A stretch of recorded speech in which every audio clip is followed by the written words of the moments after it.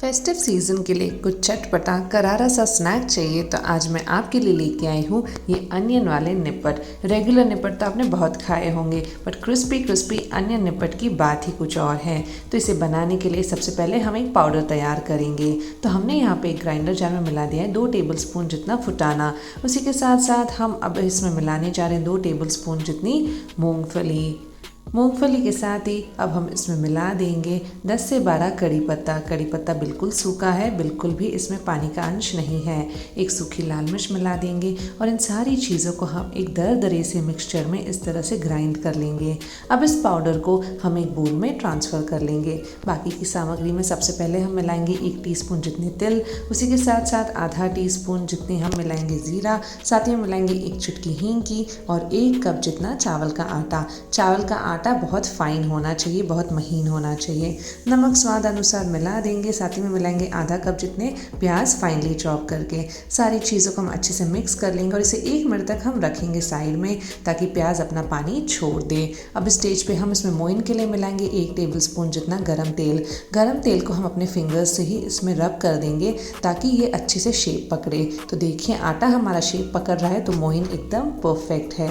इस बात का बहुत ध्यान रखिएगा। आप चाहे तो 1 टेबल स्पून जितना बटर भी मिला सकते हैं तेल की जगह। अब थोड़ा थोड़ा करके हम इसमें पानी मिला देंगे और एक आटा गूंथ लेंगे। आटा हमारा सेमी सॉफ्ट होना चाहिए, ना बहुत ज़्यादा सॉफ्ट होना चाहिए ना बहुत ज़्यादा कड़क होना चाहिए।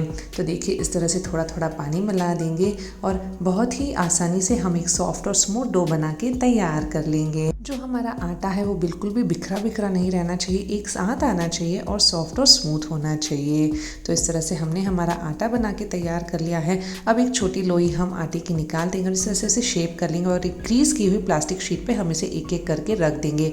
आप चाहे तो एक ग्रीस की हुई पार्चमेंट पेपर ले सकते हैं या फिर कोई भी दूध का पैकेट भी इस्तेमाल कर सकते हैं। अब शीट को हम इस तरह से फोल्ड कर देंगे इसके ऊपर और एक बोल की मदद से हम इसे इस तरह से फ्लैटन कर देंगे। आप चाहे तो हाथ की मदद ले सकते हैं, बेलन की मदद ले सकते हैं, बट मीडियम साइज बनाने के लिए एक फ्लैट बॉटम बोल ही एकदम अप्रोप्रिएट होगा। तो इस तरह से हम इसे शेप दे देंगे।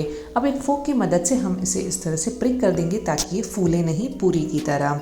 तो सारे निपट को हमें इस तरह से प्रिक कर लेना है और इन तलने के लिए मैंने ऑलरेडी तेल कढ़ाई में गर्म करने के लिए रख दिया था। तो तेल गर्म हो चुका है, फ्लेम को हमने मीडियम कर दिया था और मीडियम आंच पे हम इसे गर्म तेल में एक एक करके डाल देंगे।